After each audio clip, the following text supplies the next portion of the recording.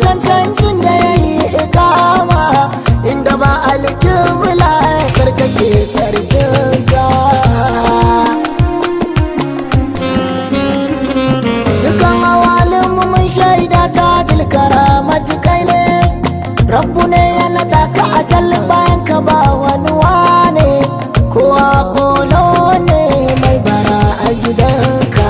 Wahidi, wahidi, wahidi, annabi wahidi, allazi wahidi, wahidi, wahidi, annabi wahidi, annabi biza, biza, biza, annabi har take da guziri Madina, Madina, Madina, annabi Madina, annabi dan Allah, dan Allah, dan Allah, annabi dan Allah.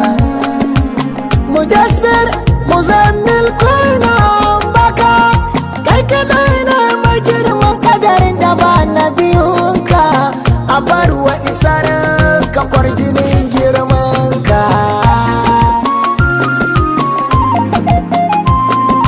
Ya salimal kalbi ka duba abin da ke kirjina, zafin kaunar ka ne ke gigita mun yanayina, ka tausaya a gare ni ruhina ya rayu da naka.